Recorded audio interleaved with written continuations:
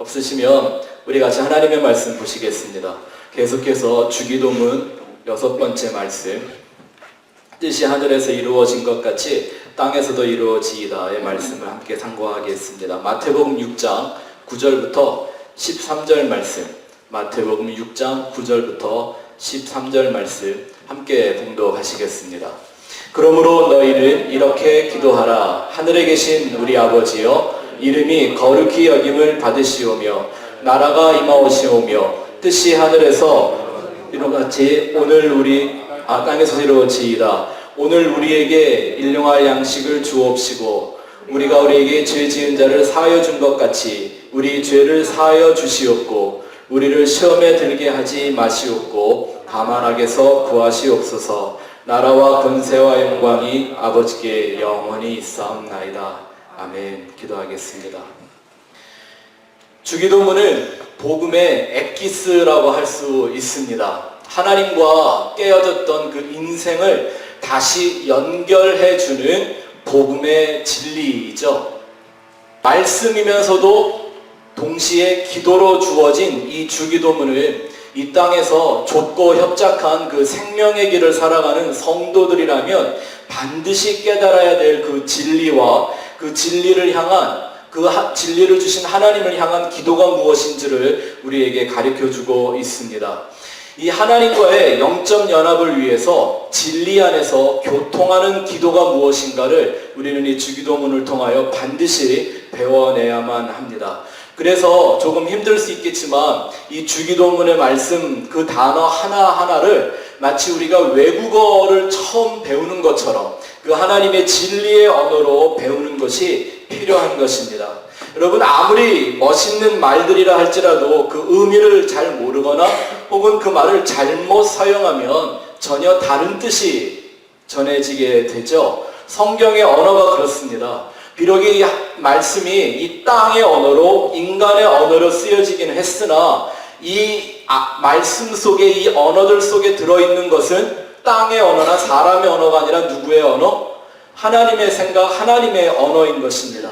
그것이 우리 인생들에게 주어지기 위하여 땅과 인생의 언어로 쓰여진 것이지 사실 그 본질은 하나님의 생각과 하나님의 언어인 것이죠. 그래서 그 차원으로 하나님의 말씀으로 하나님의 생각과 언어로 배워가는 것이 정말 중요한 것입니다. 혹시 이렇게 공부하는 것이 좀 힘겹게 느껴지실지 모르지만 여러분, 공부하지 않고는 알 수가 없는 겁니다. 열심을 내주시기를 바랍니다. 자만 말씀해 보니까 묵시가 없으면 백성이 방자히 행한다고 그랬습니다. 오늘은 말씀 속에서 우리의 묵시와 계시가 뭔가를 좀 살펴볼 텐데요. 묵시란 계시의 또 다른 말이기도 합니다.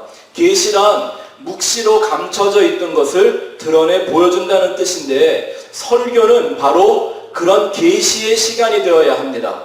아멘. 하나님의 안에 있는 그 묵시를 계시로 성도들에게 풀어주는 시간이 바로 설교하는 시간입니다. 그것이 우리가 말씀을 듣고 배우는 시간입니다. 아멘.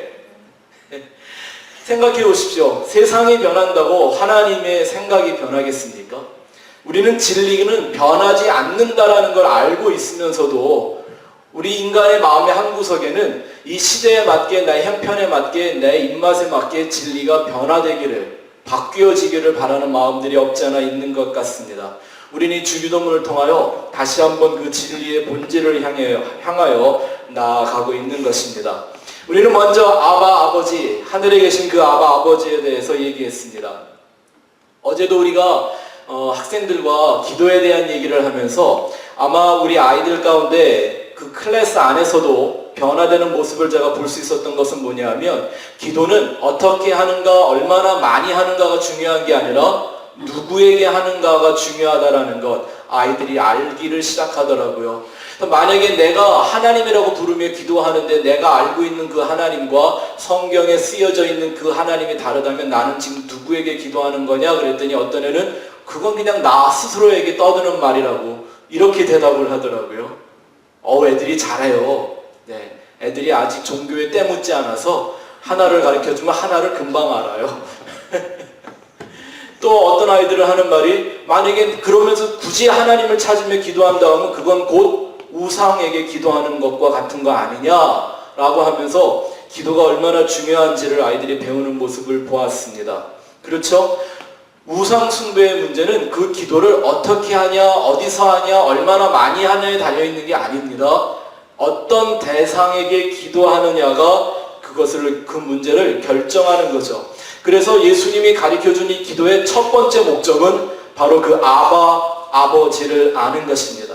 그분을 찾고 그분을 알아가는 것, 그게 바로 기도하며 살아가는 성도들의 일생인 것이죠. 또 두 번째 예수님 말씀하시기를 그 이름이 거룩히 받으시라고 기도해야 한다고 그랬습니다. 그 이름이라는 게 뭐라 그랬죠? 이것은 어떤 명칭이나 하나님에 대한 호칭을 얘기하는 게 아니라 히브리 말로 쉔이라고 하는 깨달아지고 분석돼서 내가 온전히 알게 된 말씀이란 뜻이죠. 초식동물이 계속 되새김질을 하듯이 내 안에서 계속 곱씹어가면서 그것이 깨달아지고 내 영혼 속에 각인된 그 말씀, 그거를 히브리 말로 쉔, 이름이라고 얘기하는 것입니다. 그래서 예수의 이름이 중요한 겁니다. 그건 그냥 그분의 명칭이라서 중요한 게 아니라 예수라는 존재가 갖고 있는 그 말씀이라는 의미가 우리에게 그렇게 중요한 거죠. 역시 그 진리, 그 말씀 우리가 깨달아야 되고 그렇게 되새김질을 하듯 묵상하며 살아가야 되는 그 말씀의 주제는 예수 그리스도입니다. 그 진리가 정확히 내게 이해되어지고 깨달아지고 나를 통하여 증거되기를 원하는 기도가 그의 이름이 거룩히 여김을 받으시오며 라는 거죠. 이것이 예수 그리스도만을 길과 진리와 생명이라고 믿고 살아가는 성도들의 유일한 소원이며 간구이어야 합니다. 그러기 위해서는 그 하나님의 진리가 내 안에서 거룩한 진리여야 합니다. 더하거나 덜함이 없는 완전한 진리로 이해되어져야 합니다. 저는 참 오늘날 기독교를 보면서 마음이 답답하고 두려운 마음은 하나님은 거룩하다고 말하면서 어떻게 그 하나님의 진리에 대해서는 타협하고 혼합하는 것을 두려워하지 않는가를 모르겠습니다. 예수님이 그런 말씀 하신 것 우리가 늘 기억하고 경각심을 갖죠. 내가 세상에 다시 올 때 과연 믿는 자들이 있겠느냐라는 얘기를 했습니다.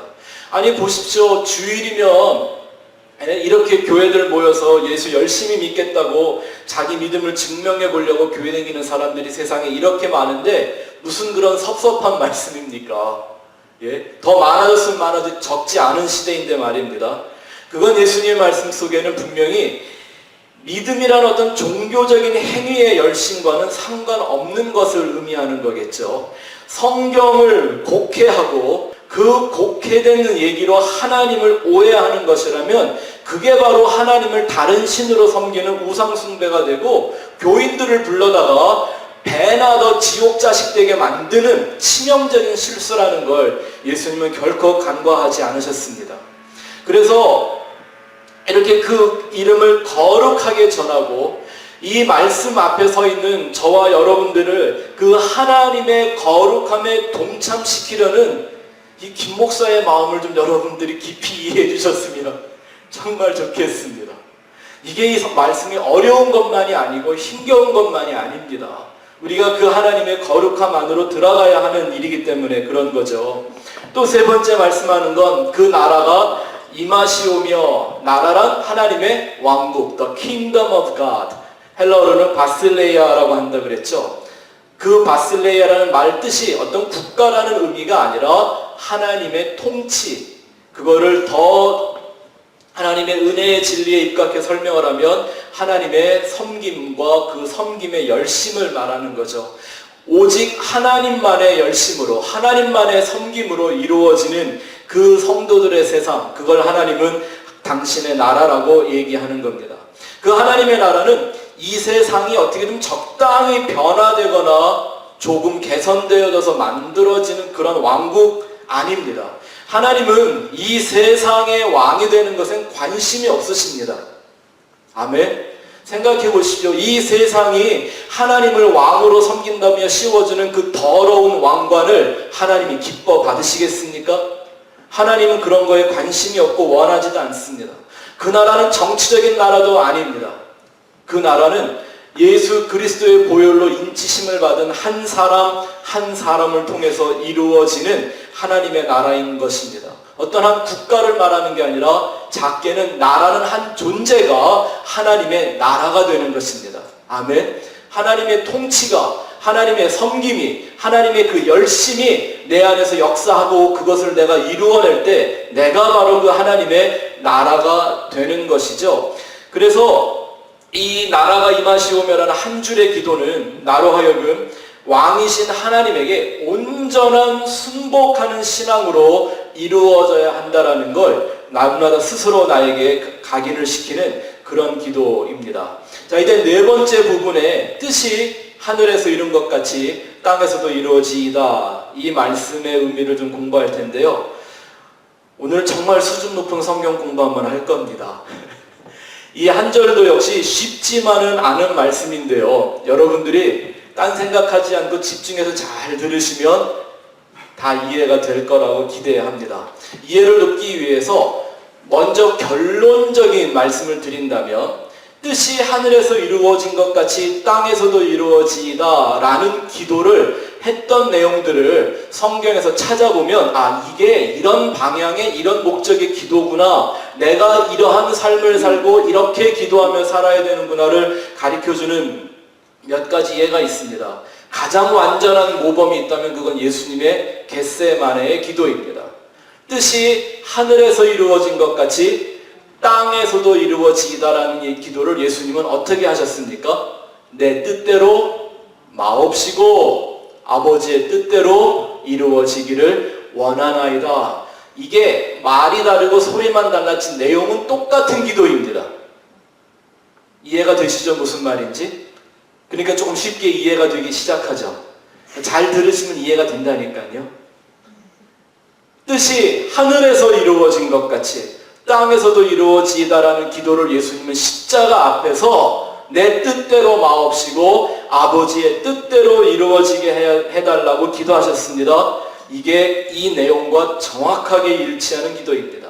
또 그와 같은 기도를 우리는 다른 이 사도들을 통해서도 발견할 수 있는데요.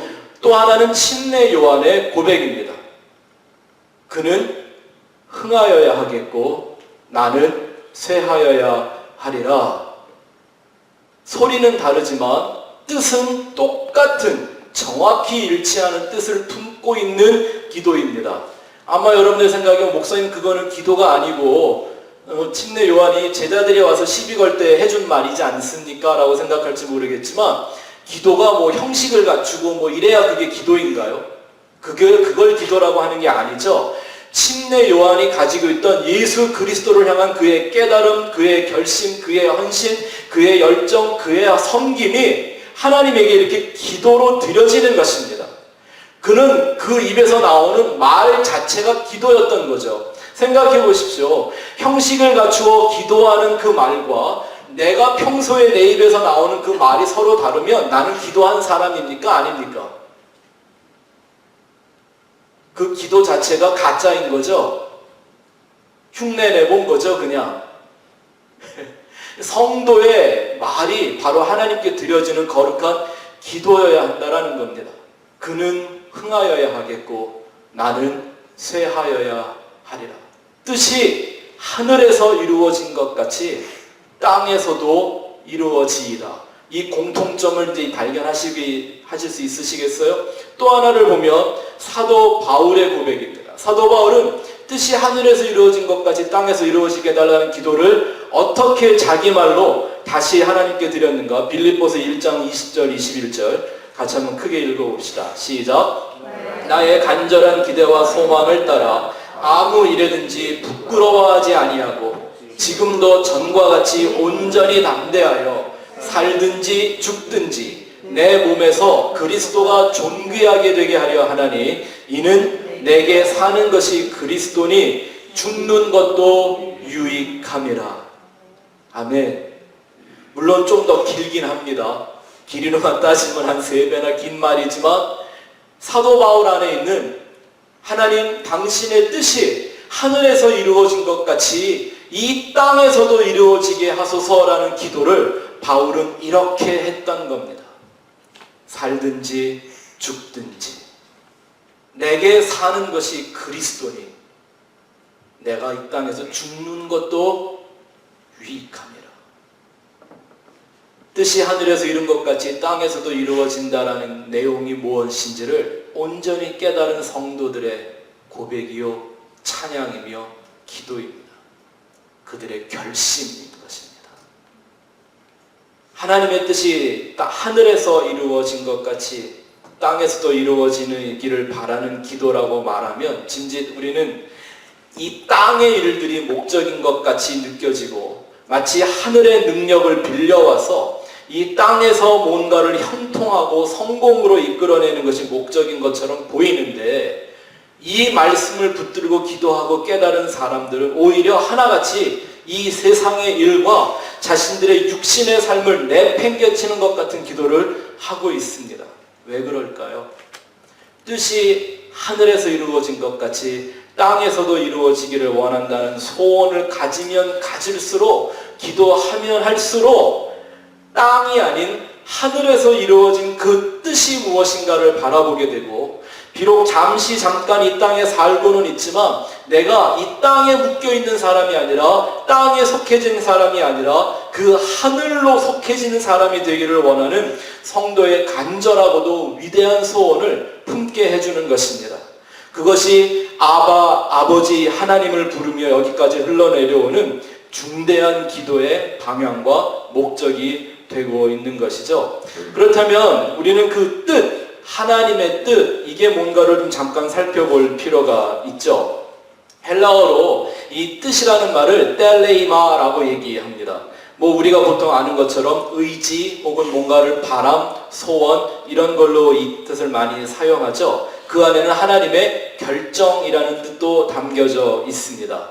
오늘 여러분들이 잘 이해하셔야만 되는 한 가지가 있는데 그게 뭐냐 하면 하나님에게 있어서 하나님의 뜻과 의지와 원함과 그의 바람이나 그의 소원이나 그의 계획이나 그의 목적이나 모든 것들은 하나님이 생각을 가지시는 순간 이미 하나님 안에서는 이미 다 완성되어진 것이라는 사실입니다.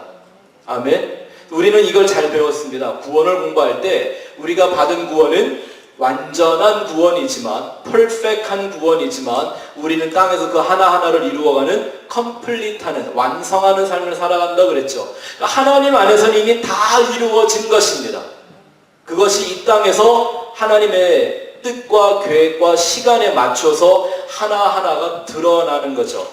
전지전능하신 하나님이 또 실수나 변덕이 있을 수 없는 하나님이 어떤 작정을 하셨거나 소원을 하셨거나 그에게 어떤 바람이 있다면 그것은 이미 그의 영의 세계 안에서는 이미 다 이루어지고 완성된 일들이기도 하는 것입니다.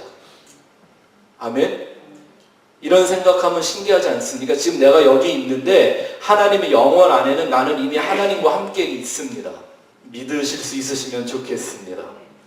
하나님의 뜻이라는 게 되면 좋고 안 되면 할 수 없고 하는 그런 일들은 하나님의 뜻일 수가 없습니다. 때에 따라 바뀌거나 상황에 따라 변경되거나 혹은 사고가 나거나 실패하거나 혹은 우연하게 일어나는 일들은 하나님의 뜻 가운데는 하나도 있을 수가 없습니다. 우연이 없다라고 말하는 건 우리 만남은 우연이 아니야 그렇게 쓰는 우연이 아니라 그건 사람이 땅에서 말하는 운명을 얘기하려고 하는 거고요. 저기서 지금 얘기하는 그 우연이 없다라는 건 누구에 관해서 하나님의 뜻, 그의 뜻이 이루어지는 그 과정 속에 결코 우연이 있을 수 없다라는 거죠. 이 하나님의 뜻이라는 말을 다르게 표현한 말씀이 또 한 구절 있습니다. 로마서 8장 28절을 한번 읽어볼까요? 시작. 우리가 알거니와 하나님을 사랑하는 자 곧 그의 뜻대로 부르심을 입은 자들에게는 모든 것이 합력하여 선을 이루느니라. 아멘. 이건 참 예수를 안 믿는 사람들도 좋아하는 성경 구절이죠. 여기 쓰여있는 이 그의 뜻이라는 말은 좀 더 정확하게 번역을 했다면 목적이라고 번역을 했으면 더 좋을 뻔했습니다. 프로테시스라고 하는 단어인데요. 바로 이 목적과 하나님의 뜻, 의지, 결정, 이 모든 얘기들을 성경은 하나로 같은 의미로 사용하고 있습니다. 저는 이 말씀 가운데 참 좋은 구절이 뭐냐면 그 목적대로 부르심을 입은 자들 이렇게 표현하고 있는 겁니다. 하나님의 부르심을 입었대요. 들은 정도가 아니라 입었다라는 표현이 뭔지 아시죠? 네, 어떤 사람에게 어떤 사명을 주고 권위를 주어서 그걸 잘 이루어낼 수 있도록 제복을 입혀주죠. 그게 입는 거잖아요. 하나님이 그 목적대로 우리를 부르심을 우리에게 옷처럼 입혀졌다라는 얘기입니다. 근데 우리는 그 목적이라는 옷을 입지 않고 자꾸 내 뜻을 이루기를 원하는 내 개인의 목적으로 하나님의 뜻을 곡해해버리고 맙니다. 그래서 합력하여 선을 이루어진다는 게 뭐냐면 다 나 중심적으로 나를 이롭게 만들고 나를 유익하게 만드는 일들로 모든 일들이 다 잘 이루어져야 된다라고 생각을 하는 그런 모습들이 없지 않아 있어서 안타깝죠. 우리가 지난 목요일에도 이 성막 공부를 하며 생각해 봤는데요. 이 창조된 모든 만물들은요, 지금까지 하나님이 정하신 목적과 계획대로 움직입니다. 해는 여전히 동쪽에서 뜨고요. 아멘. 서쪽으로 집니다. 피곤해하지도 않습니다. 한시도 오차도 없습니다. 이 땅에 있는 모든 생물들, 식물이든 동물이든 하나님이 정한 뜻을 벗어나지 않고 살고 있습니다. 저는 이상하게 하늘을 날아다니는 새를 보면 참 부럽기도 하고요. 자꾸 이렇게 신경을 많이 쓰게 되는데 요즘 이제 기러기들이 돌아가는 시즌이 됐습니다. 하늘 좀 보고 사시나요? 네? 그러면 이 기러기들이 돌아가려고요. 막 동네에서 모여요. 그래서 새끼들과 함께 이게 나는 연습을 막 하죠. 막 이리저리 끌고 다니면서 막 V자를 살살 만들어 가면서 날아갑니다. 뭐하러 힘들게 또 북쪽으로 날아가죠. 그냥 여기 살지. 왜 그 힘든 여행을 하는 걸까요? 그들이 알고 할까요? 아니요. 하나님이 정한 일들을 거부하지 않고 그대로 순응하며 살고 있습니다. 근데 이 세상 모든 만물 가운데 자기의 목적을 위하여 하나님의 뜻을 저버리는 존재는 인간이라는 존재밖에 없습니다. 그래서 그 뜻을 왜곡하여 자기의 뜻을 이루는 우상 숭배적인 종교로 변질시키고 있는 거죠. 그래서 오늘 말씀이 한 구절이지만 정말 중요한 것입니다. 하늘에서 이루어진 뜻이 이 땅에서도 이루어지이다. 이 말씀을 보니까 분명히 이런 표현을 하고 있죠. 그 뜻은 하늘에서 이미 이루어진 것이다 라는 거죠. 하나님이 갖고 계신 그런 모든 계획, 그의 모든 결정은 이미 하나님 안에서는, 하늘에서는 다 이루어진 것이다. 그것이 이 땅 가운데 하나씩 하나씩 이루어져야 한다라는 기도의 내용인 거죠. 그래서 여기서 우리가 묵시와 계시라는 것에 대한 차이를 조금 이해해 볼 필요가 있습니다. 성경은 같은 단어인데도 불구하고 구약 성경은 묵시라고 번역을 하고요. 신약 성경에서는 계시라고 번역을 해놨습니다. 뜻은 똑같은 말입니다. 단어도 같은 단어입니다. 왜냐하면 이렇게 구별해서 번역을 해놓은 건 참 잘한 것 같습니다. 구약에 나오는 이 묵시라는 말의 뜻과 신약에 있는 계시라는 말이 전체적으로 보면 같은 거지만 구체적으로 나누어 보면 약간의 차이가 있습니다. 히브리어의 그 묵시라는 말은 마사라는 말인데요. 이 말은 이 사람을 들어 올리다, 어딘가로 이동시키다 라는 뜻을 갖고 있는 말이고요. 신약의 계시, 우리가 소위 말하는 계시록 이런 말씀들이 있죠. 이 계시는 아포칼립시스라고 하는 말인데요. 이건 감추어졌던 것을 뚜껑을 열거나 문을 열어서 공개하고 보여준다라는 이런 뜻이 담겨져 있습니다. 그러니까 우리가 이걸 이렇게 쉽게 한번 정의해 볼 수가 있죠. 주보에 한번 보시면 묵시라는 게 뭐예요? 구약의 묵시라는 건 하나님의 시간과 그 공간에 제한이 없는 영원이라는 시간 속에서 이미 이루어진 내용들을 의미합니다. 아멘? 그래서 묵시가 선지자들에게 임할 때 보면 이제 곧 이루어질 하나님의 뜻과 계획에 대하여 예언적으로 임하는 것입니다. 그리고 그 예언이 임할 때 보면 그들에게 어떤 땅에서는 상상해보기 어려운 환상이라는 방식으로 각 선지자들에게 임했죠. 왜냐하면 하나님 안에 있는 것이기 때문에 인간의 눈으로는 그렇게밖에는 볼 수가 없었던 겁니다. 신약시대의 사람이지만 이 구약과 같은 묵시를 경험한 사람이 있죠. 누구예요? 사도 요한입니다. 사도 요한은 요한계시록에 이루어질 그 모든 일들을 이미 보았습니다. 하늘에 올라가 봤더니 요한계시록 4장에 나오잖아요. 예수님이 그를 이제 이리로 올라오라, to lift, carry하는, 이게 뭐예요? 묵시를 한다는 거죠. 그를 하늘로 이끌어가서 다 보여주는데 우리는 지금 2000년이 지났는데도 불구하고 이루어지지 않았던 그 모든 일들을 그는 이미 완전히 다 과거 완료형으로 완성된 것으로 보고 땅으로 내려왔단 말입니다. 그러니까 이 땅에 내려온 그 요한이라는 사도가 주님을 향해 고백할 수 있는 말은 하나밖에 없었죠. 너무 좋은 거예요. 그냥 그걸 보고 왔더니 예수님 좀 빨리 오세요. 빨리 끝을 냅시다. 빨리 그때가 되기를 원합니다. 라는 고백을 할 수밖에 없는 거죠. 성경이 그렇게 끝이 나는 거예요. 아멘. 그게 이제 묵시라는 내용인데, 반면 신학의 계시라는 건 뭡니까? 그 묵시의 내용들이, 하나님의 묵시라는 그 공간성에 있는 내용들이 우리에게 시청각적으로 볼 수 있고 들을 수 있고 깨달을 수 있게, 또 인격적으로 인식할 수 있도록 나타나는 것, 이거를 이제 계시라고 말합니다. 복잡한 것 같지만 그 묵시와 계시의 핵심이 뭔 줄만 알면 됩니다. 이 묵시와 계시가 나타나는 핵심은 뭘까요? 예수 그리스도와 그의 십자가로 이루어지는 구원이죠. 또 그렇게 구원받은 영혼들이 하나님과 영원히 살아가게 될 새하늘과 새 땅, 이게 바로 그 모든 묵시와 계시의 중심이고 목적이며 방향인 것이죠. 이 사도 요한이 2000년 전에 이미 이루어질 새하늘과 새 땅을 다 보고 완성된 것처럼 보고 왔어요. 너무 신나잖아요. 이렇게 쭉 읽다가 보면 처음엔 뭐 재앙이 막 쏟아지고 이런 거 막 보니까 사람들이 그게 뭔지도 모르고 그림만 보고 무섭다고 막 그러는데, 그거 조금만 지나가 보면 예수 그리스도와 성도들이 막 승리하는 얘기들이 나오잖아요. 그렇죠? 마지막 때에 예수와 성도들이 뺑 둘러 앉아 그 마귀와 사단과 그에게 종노릇하던 모든 인생들을 무정액으로 집어던지는 그 불구덩이, 영원한 불구덩이 속으로 집어던지는 장면을 이미 사도 요한은 목격을 다 했단 말입니다. 할렐루야. 근데 그 일이 우리 이 땅에서는 아직 이루어졌어요? 안 이루어졌어요? 이루어지고 있는 과정이죠. 이 묵시와 계시의 차이를 조금 이해하시면 하늘에 이루어진 그 뜻이 땅에서 이루어지는 것이 어떤 건가를, 그 과정을 여러분이 잘 이해하실 수가 있을 겁니다.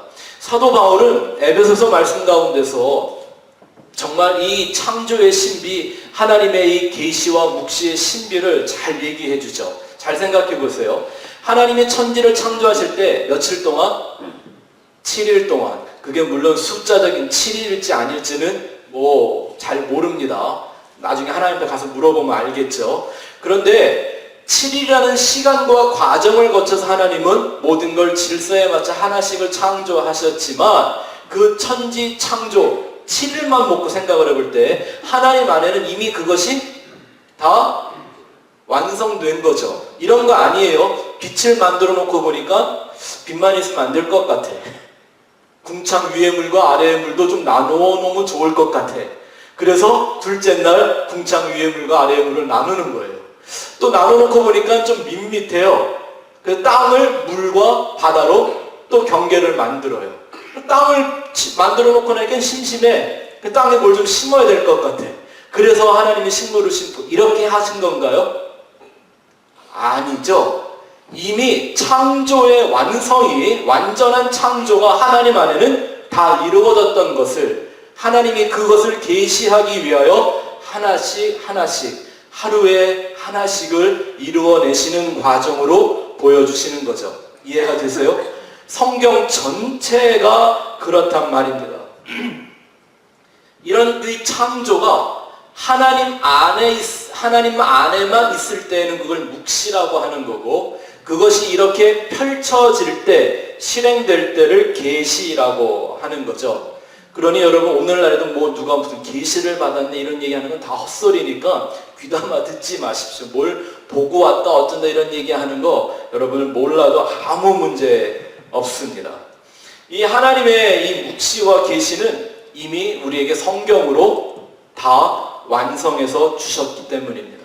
그리고 그분이 말씀하시기를 이 말씀에, 이 예언의 말씀에, 이 묵시와 계시에 1.1획도 가감하지 말라고 했습니다. 이 법은 우리 인생에게만 주어진 법이 아니라 누구도 역시 지켜야 하는 법이에요. 하나님도 지키셔야 하는 법인 거죠. 하나님이 성경을 주셨고 성경대로 행하시겠다고 그의 결정을 우리에게 약속으로 주신 겁니다. 그러니까 하나님도 빼도 박도 못하는 거예요. 그래서 우리는 이 성경의 말씀을 그 하나님의 법으로 이해를 해야지 나에게 맞는, 세상에 맞는 어떤 이론과 철학으로 변질시켜서는 절대 안 되는 것입니다. 우리는 지난번에 나라가 임하시오며 뜻이 땅에서 이루어지게 해달라고 하는 이 말씀을 두 가지를 같이 한번 살펴봐야 합니다. 임하시오며라는 이 말이 갖고 있는 헬라어는요, 에르코마이라고 합니다. 이건 이렇게 오게 하다, 어딘가를 도착하게 하다, 한 장소에서 다른 장소로 움직이게 하다라는 뜻이 담겨져 있습니다. 근데 오늘 우리 성경 읽었던 본문에 뜻이 하늘에서 이루어진 것 같이 이 땅에서 이루어지다라고 할 때 그 말은 기노마이라는 단어를 사용하고 있는데 그건 존재하다, 창조되다, 완료되다, 끝마치다라는 단어입니다. 그러니까 나라가 임하시오며 뜻이 하늘에서 이루어진 것 같이 땅에서 이루어지다 라는 말씀이 바로 하나님 안에 있는 그 모든 놀라운 계획들이 이 땅에 계시되어 완료되게 해달라고 하는 성도의 간절한 열망이 이 기도 속에 담겨져 있는데요. 놀라운 건 이 에르코마이나 기노마이라는 이 두 단어가 전에도 말씀드린 것처럼 부정과거 시제로 쓰여져 있다는 겁니다. 부정과거 시제가 뭔지 말씀드렸죠. 시제가 없는 거, 영원을 설명할 수밖에 없는 그 시제로 쓰여진 건데, 영원은 끝이 없는 어떤 그런 시간이 아니라 과거나 현재나 미래를 하나로 합쳐놓은 개념이라고 말씀을 드렸죠. 제가 이 얘기를 오늘 왜 이렇게 신중하게 여러분에게 복잡하지만 설명을 드리냐 하면요, 이거를, 이 원리를 알아야 여러분들의 삶을, 여러분 자신을 성경 속에서 발견하실 수가 있게 되기 때문입니다.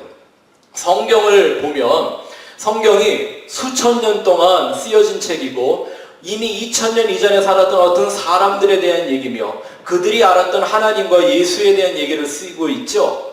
그런데 이 개념을 이해하면 나라는 삶을 창조부터 종말에 이르기까지, 창세기부터 계시록까지 나의 모습을 그 성경 속에서 찾아낼 수가 있기 때문인 것입니다. 예를 들면 이런 거죠. 창세기의 그 아담은 나랑 다른 사람인가요? 그 아담은 이 온 인류를 대표하는 존재인 거죠. 그러니 그 아담이 어디에 있어요? 내 안에 있죠. 그 아담이 창조될 때 누구도 이렇게 창조된 거와 마찬가지예요. 그 아담이라는 자리에 창조된 나의 모습을 보는 거죠. 그들은 하나님께 범죄했습니다. 그 범죄하는 모습은 또 성경이 그 하나님께 범죄하는 모든 인생들의 얘기를 쓰고 있는데 그걸 읽다 보면 누가 보여요? 이게 남 얘기인가요? 성경을 보면서 그게 남 얘기라고 느껴지만 성경을 모르는 사람들인 거예요. 묵시도 모르고 계시도 뭔지 모르는 거예요. 그게 다 내 얘기란 말입니다.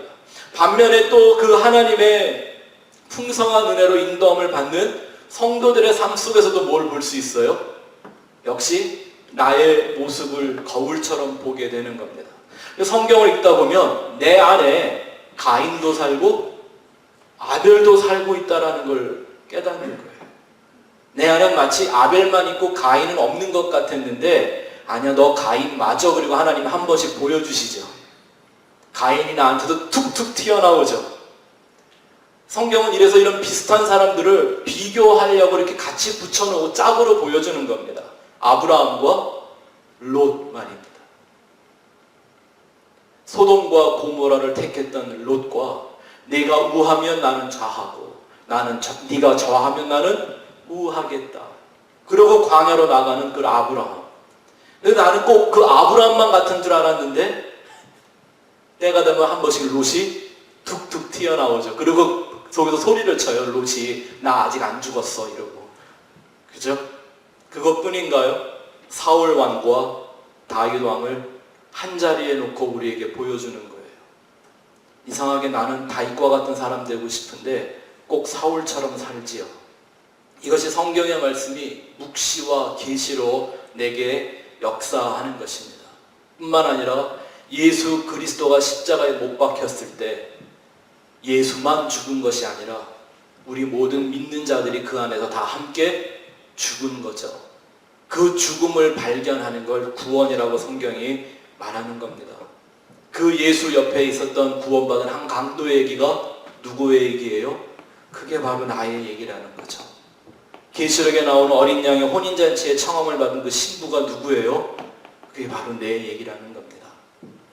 서로가 다른 것 같지만 계시록부터 창세기까지 이 묵시와 계시라는 개념을 놓고 겹쳐놓으면 모든 것이 그냥 다 하나로 뚫려가는 영원한 진리인 것입니다.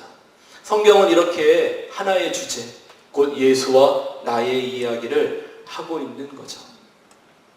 우리는 그 성도들이 이제 그 하나님 안에서 이루어진 그 모든 묵시 안에서 이루어진 것을 계시로 받아서 내 삶 속에서 이루어가는 과정을 살기 위해 뜻이 하늘에서 이룬 것 같이 땅에서도 이루어지이다라는 기도를 날마다 이루며 살아야 하는 것이죠. 우리가 얼마 전에 목요일에 공부했던 것처럼 already but not yet 이라는 개념을 여러분들이 삶 속에서 잊지 않고 늘 기억하시기를 바랍니다. 하나님은 이미 다 완성해 놓으신 그 역사 속으로 우리 성도들을 끌어당기시는 겁니다. 하나님은 나라는 한 존재를 위하여 당신의 뜻이나 계획을 절대 변경시키거나 고치거나 수정하지 않으십니다. 그 영원한 하나님의 묵시 안으로 우리를 끌어들이시는 하나님의 역사, 그것이 바로 already but not yet을 이해하는 성경의 진리인 것이죠. 이걸 조금 더 실제적으로 구분해서 이해하면 여러분들에게 좀 더 깊은 이해를 가질 수 있을 것 같습니다. 뜻이 하늘에서 이루어진 것 같이 땅에서 이루어진다고 하는 이 흐름과 계통을 보여주는 표를 여러분 주보에 한번 넣어놨는데요. 이게 전에 우리가 목요일에도 한번 공부했던 내용인데 한번 보시기 바랍니다.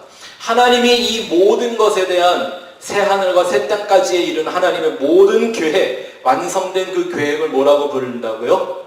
작정, decree라고 한다고 그랬죠. 그리고 그 작정을 이루어가는 어떻게 실행하실 거에 대한 하나님의 뜻과 계획을 성경은 예정, predestination이라고 한다고 그랬습니다. 그 하나님의 그 예정이 이제 우리의 삶으로 찾아 들어와 역사 가운데 실행되는 것을 하나님의 섭리, providence라고 말하고요. 그 섭리가 각각 개개인에게 어떤 때와 어떤 장소와 목적을 이루기 위하여 한 개인에게 나타나는 일을 성경은 경륜이라고 얘기한다고 그랬습니다. 이 표를 잘 이해해 보시면 그 하늘에서 이루어진 뜻이 어떻게 이 땅으로 이루어지는지를 여러분들이 볼 수가 있죠. 한번 건축이라는 걸 비유해서 한번 상상해 보시기를 바랍니다. 한 건축자는 어떤 목적과 의미에 맞는 멋진 건물을 먼저 상상을 할 것입니다. 그게 먼저인 거죠. 네? 집을 질 줄 모르는 사람들은 일단 땅부터 파고 벽돌 하나씩 쌓아보면서 되는 대로 집을 지을 텐데 전문가들은 결코 그렇게 지을 수가 없죠. 네? 1층이나 2층짜리 정도의 집은요 어지간하면 다 짓더라고요. 네. 저희 아버님이 건축에 무례한이신데도요 선교지에 2층짜리 건물을 그냥 지으셨어요. 그걸 보면 지금도 한 20년 동안 무너지지 않고 멀쩡히 잘 서 있습니다. 그걸 보면 뭘 좀 몰라도 2층, 1층, 2층짜리 다 짓는 것 같아요. 네, 대충 본 대로 느낀 대로 그 느낌 아니까 지으면 되는데 만약에 30층, 40층짜리 건물은 그렇게 지어질 수 있는 건물이 아닌 거죠. 건축가의 생각과 상상과 디자인이 먼저 있어야 하죠. 그것이 바로 작정이라고 본다면 그 작정을 어떻게 이루어낼 것인가를 설계도로 그리고 건축의 과정을 만들어내는 것이 바로 예정인 것이죠. 그리고 그렇게 설계도를 만든 대로 땅에서 집을 지어내기 시작하는 과정이 섭리인 것이죠. 그리고 집을 다 지었을 때 그 집 안에 들어가 사람이 사는 것이 뭐예요? 경륜이라고 생각하면 좀 더 여러분이 쉽게 이해하실 수 있을 거라는 생각이 듭니다. 작정과 예정은 이렇게 묵시, 영원에 해당하는 거고, 섭리와 경륜은 우리 삶 속에서 현재 진행형으로 이루어져가는 계시의 개념인 것이죠. 이걸 성경이 아주 정확하게 우리에게 알려주는 구절들이 있습니다. 제가 더 설명을 드리는 것보다 전에도 한번 봤지만 에베소서 1장의 말씀을 우리가 다시 한번 살펴보면 이 의미가 뭔지 정확하게 알 수 있습니다. 에베소서 1장은 시제가 계속 왔다 갔다 하며 쓰여져 있는 성경입니다. 막 과거였다가 미래였다가 정신이 없습니다. 옛날에 있었던 게 오늘날 된다고 그러고 또 나중에 또 된다고 그러고 이거 된 건지 안 된 건지 이 묵시와 계시의 개념, 하나님의 뜻이 하늘에서 이루어진 것 같이 땅에서 이루어진다라는 개념을 모르면 정말 이해하기 어려운 말씀인데 이 에베소서 1장, 이게 기독교의 진수입니다. 잘 한번 우리가 한 절씩 한번 읽어보도록 하죠. 시작. 하나님의 뜻으로 말미암아 그리스도 예수의 사도된 바울은 에베소에 있는 성도들과 그리스도 예수 안에 있는 신실한 자들에게 편지하노니 하나님 우리 아버지와 주 예수 그리스도로부터 은혜와 평강이 너희에게 있을지어다. 이제부터 시작합니다. 잘 보세요. 찬송하리로다. 하나님 곧 우리 주 예수 그리스도의 아버지께서 그리스도 안에서 하늘에 속한 모든 신령한 복을 우리에게 주시되, 여기서 주셨다라는 말은 과거형이거든요. 우리 다 받았어요? 안 받았어요? 안 받은 것 같은데 성경은 다 줬다고 얘기해요. 아멘? 다음 절 볼까요? 곧 언제? 창세 전에 그리스도 안에서 우리를 택하사 우리로 사랑 안에서 그 앞에 거룩하고 흠이 없게 하시려고. 이건 또 미래형이죠. 네? 그 다음 그 기쁘신 뜻대로 우리를 예정하사 예수 그리스도로 말미암아 자기의 아들들이 되게 하셨으니, 그러니까 우리는 이미 창세 이전에 구원받아 하나님의 아들들이 돼 있대요. 아멘. 근데 그걸 깨닫고 발견한 사람들만 그 자리에 가게 되겠죠. 네? 그 다음 절 보죠. 이는 그가 사랑하시는 자 안에서 우리에게 거저 주시는 바 그의 은혜의 영광을 찬송하게 하려는 것이라. 우리는 그리스도 안에서 그의 은혜의 풍성함을 따라 그의 피로 말미암아 속량 곧 죄 사함을 받았느니라. 이는 그가 모든 지혜와 총명을 우리에게 넘치게 하사 그 뜻의 비밀을 우리에게 알리신 것이니. 비밀은 묵시고 우리에게 알려지는 건 계시인 것이죠. 그의 기뻐하심을 따라 그리스도 안에서 때가 찬 경륜을 위하여 예정하신 것이니, 우리 한 사람 한 사람을 위하여 하나님이 이렇게 예정하셨다라는 거예요.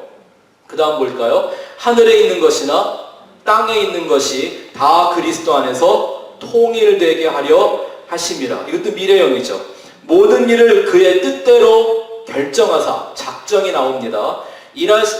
그의 결정대로 일하시는 이의 계획을 따라 우리가 예정을 입어 그 안에서 기업이 되었으니, 이는 우리가 그리스도 안에서 전부터 바라던 그의 영광의 찬송이 되게 하려 하심이라.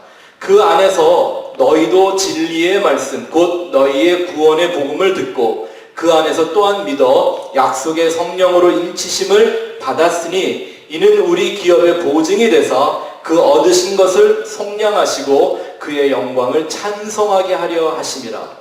이로 말미암아 주 예수 안에서 너희 믿음과 모든 성도를 향한 사랑을 나도 듣고 내가 기도할 때에 기억하며 너희로 말미암아 감사하기를 그치지 아니하고, 우리 주 예수 그리스도의 하나님 영광의 아버지께서 지혜와 계시의 영을 너희에게 주사 하나님을 알게 하시고 너의 마음의 눈을 밝히사 그의 부르심의 소망이 무엇이며 성도 안에서 그 기업의 영광의 풍성함이 무엇이며 그의 힘의 위력으로 역사하심을 따라 믿는 우리에게 베푸신 능력의 지극히 크심이 어떠한 것을 너희로 알게 하시기를 구하노라. 사도 바울의 기도예요. 성도들이 이걸 알아야 한다라는 얘기죠.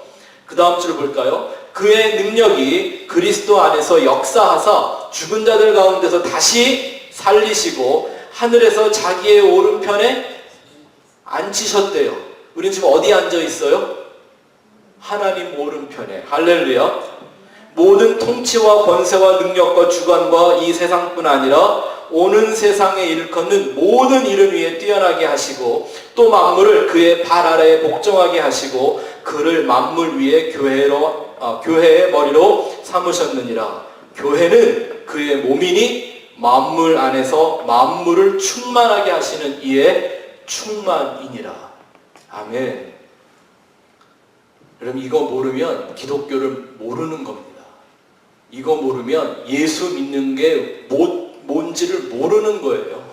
이거를 아는 것이 진리이고 이게 바로 성경이고 이게 예수의 피로 쓰신 영원한 복음인 것입니다.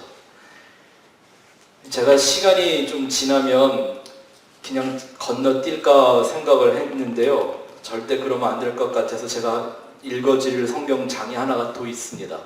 요한복음 17장이에요. 이건 제가 일부러 스크린을 안 만들어 놨는데 잘 들어보세요. 요한복음 17장. 성경을 펴셔도 되고요. 이게 무슨 기도죠? 예수님이 십자가에 지시기 전에 모든 인생을 위하여 하신 그 기도. 이게 정말 주기도문이죠.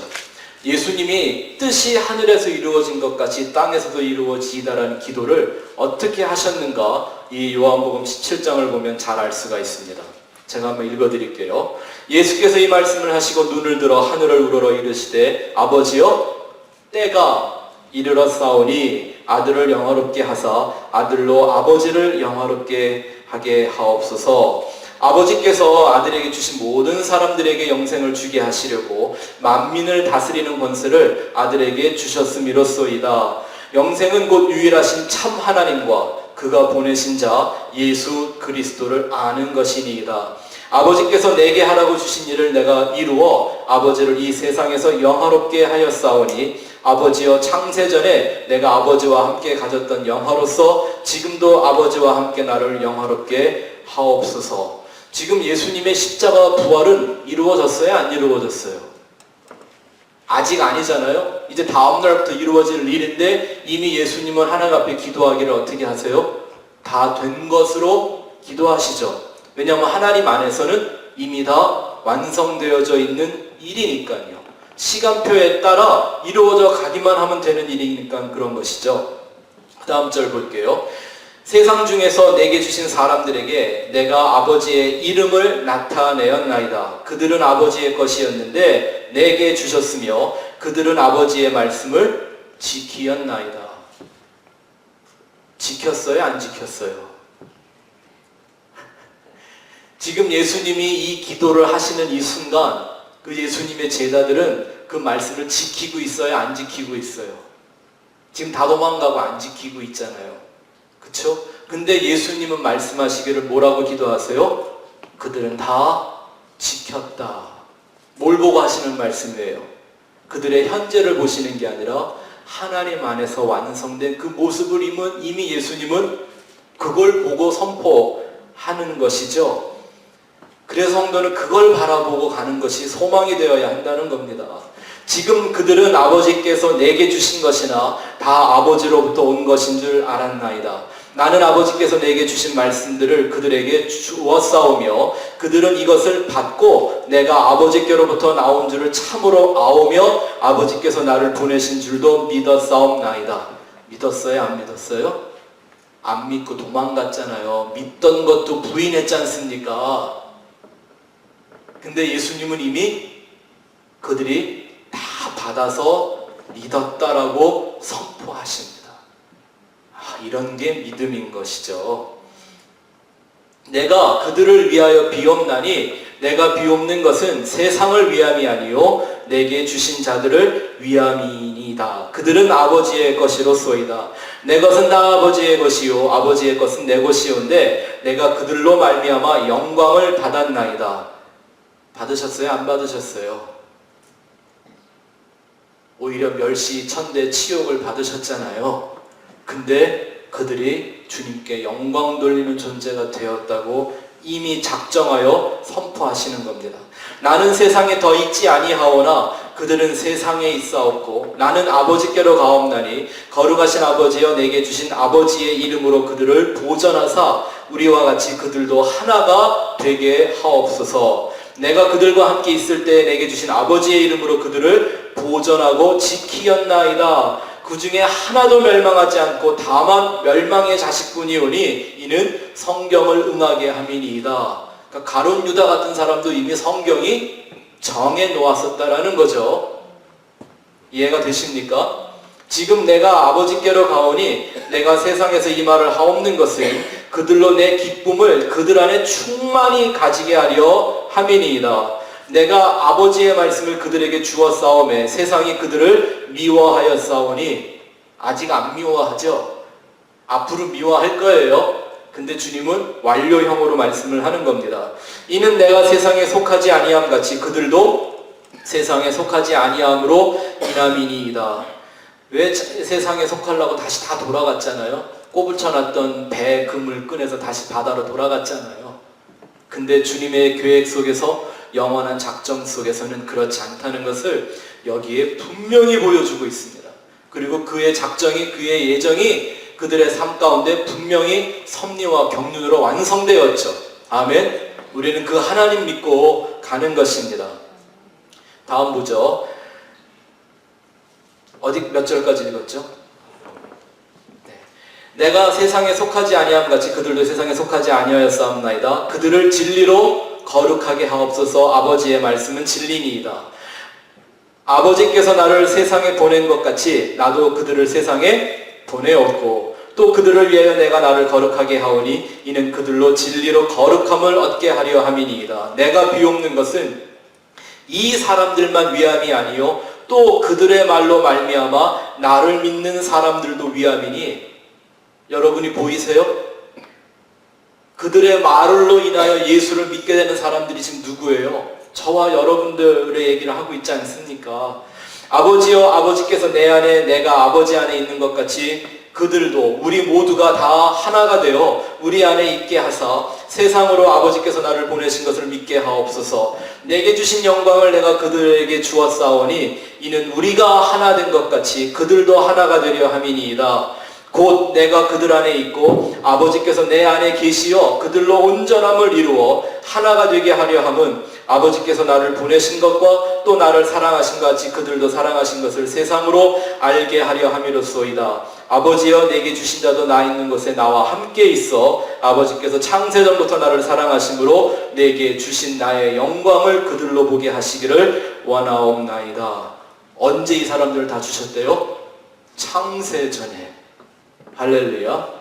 의로우신 아버지여 세상이 아버지를 알지 못하여도 나는 아버지를 알았사옵고 그들도 아버지께서 나를 보내신 줄 알았사옵나이다. 내가 아버지의 이름을 그들에게 알게 하였고 또 알게 하리니 이는 나를 사랑하신 사랑이 그들 안에 있고 나도 그들 안에 있게 하려 함이니이다.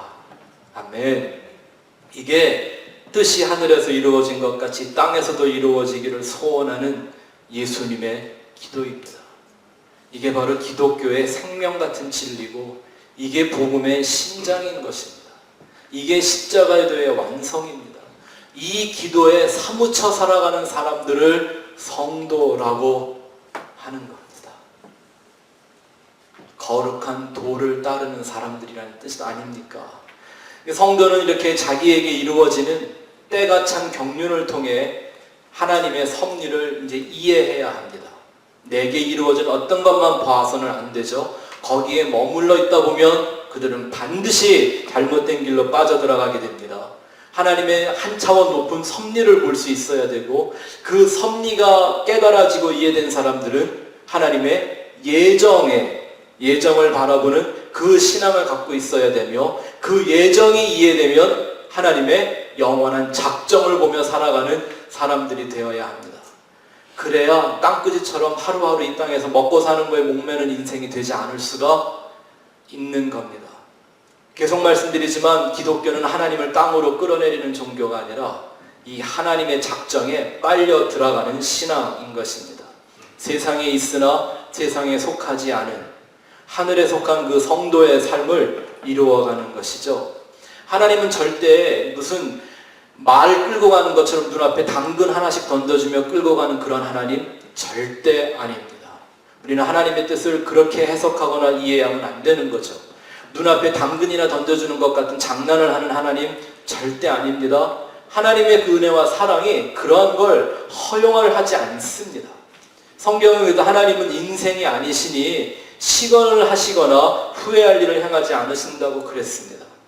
여러분들 가운데 그 하나님의 일들이 반드시 이루어져 가게 될 줄을 믿으시기를 축원합니다. 뜻이 하늘에서 이룬 것 같이 땅에서도 이루어진다고 했는데 왜 이 땅이나 이 세상이 목적이 아니라고 하는 건가? 그 한 가지만 보고 이제 마치도록 하겠습니다. 주보의 맨 아래 보시면 성경이 기록하고 있는 땅의 두 가지 다른 개념을 우리는 생각해 봐야 합니다. 하나는 에레치라고 하는 땅이고 또 하나의 땅은 아다마라고 하는 땅입니다. 아다마 어디서 많이 들었죠? 아다마가 이게 일본 말인 줄 알았더니 히브리어였더라고요. 예, 그리고 그 아다마가 의미하는 의미가 비슷한 의미를 갖고 있습니다. 이 에레츠와 아다마라는 두 가지 땅의 개념을 분리해 봐야 되는데요. 에레츠는 이런 물리적인 땅을 의미하는 게 아니라 랜드는 랜드인데 어떤 랜드요? 뭔가가 특정한 목적이 이루어지는 지역, 영역, 구역, 세상 이런 걸 에레츠라고 부릅니다. 그래서 디즈니 랜드 그렇게 부르는 겁니다. 에버랜드 이렇게 부르는 거예요. 요걸 랜드. 내가 이렇게 홍보해주면 광고비 좀 줄래요? 네? 거기는 그것만 있는 거죠. 이해하시겠습니까? 그런 개념의 땅이 에레츠입니다. 반면 우리가 이렇게 밟고 사는 땅, 흙, 밭 이런 걸 말할 때 그냥 아다마라고 말하는 거예요. 그래서 하나님이 사람을 땅에서 흙으로 지으셨다 할 때 그 땅은 뭘까요? 아다마죠. 사람이 아다마인 거예요. 네? 근데 하나님이 내가 너희를 약속의 땅으로 인도하겠다 할 때 그 땅은 뭘까요? 에레스라는 개념인 거죠. 그게 어떤 지역적으로 지리적으로 어떤 땅이나 이런 게 중요한 게 아니라 하나님의 특정한 목적이 이루어져가는 그 공간을 바로 땅이라고 하는 거예요. 약속의 땅 그럴 때 그 땅은 에레츠인데 하나님이 아담에게 너는 흙에서 왔으니 흙으로 돌아갈지라 라고 할 때 그 흙은 아다마라는 흙이란 말입니다. 예수님이 그러셨잖아요. 살리는 것은 영이니 육은 무익하니라. 내 안에 에레츠와 아다마가 다 있다니까요. 이 육신은 뭘로 만들어진 거예요? 아다마로 만들어진 거죠. 그러나 내 안에 있는 이 성전은 뭐로 만들어지는 거예요? 에레츠로 만들어지는 거예요. 맞습니까? 그래서 그 에레츠가 어딜 가요? 아다마는 그냥 땅으로 돌아가면 그만인 거예요. 내가 하나님 나라에 들어갈 때 뭐가 가는 거예요? 내 안에 있는 그 에레츠가 하는 거예요. 그러면 하늘에서 이루어진 듯이 땅에서 이루어지지 할 때 그 땅은 지금 우리가 보고 있는 이런 망할 세상이 아니라 새 하늘과 새 땅이라고 할 때 그 땅으로 이어지는 것이어야 하겠죠. 아멘? 성도는 그것을 바라보고 사는 것입니다. 비록 우리가 이 세상에 살고 있고 육신 가운데 있지만 이 세상과 육신에 일어나는 현상의 마음과 생각을 빼앗기면 안 됩니다. 그러한 것으로 하나님을 판단하거나 분석해도 안 됩니다. 우리는 이미 하나님과 함께 영생을 살기 시작한 사람들이고 우리가 가야 될 천국의 영원한 자리가 완성된 사람들입니다. 우리는 다만 이 땅에 있는 날 동안 그 하나님의 섭리와 경륜을 이루어가는 하루하루의 삶이 되어야 하죠. 성도는 그걸 사모하며 사는 겁니다. 그 기도가 뜻이 하늘에서 이루어진 것 같이 땅에서도 내 안에서도 나라는 성전 속에서 이루어지게 하여달라는 간절한 기도입니다. 내 뜻대로 마옵시고 아버지의 뜻대로 되기를 원하나이다. 그는 흥하여야 하겠고 나는 쇠하여야 하리라. 이제 내 안에 사는 것이 그리스도니 내가 죽는 것도 유익함이라. 이 기도가 고백이 되고 찬송이 되는 삶이 바로 성도의 삶인 것입니다. 여러분의 삶 속에 이 거룩한 역사가 날마다 이루어져 가기를 주의 이름으로 축원합니다.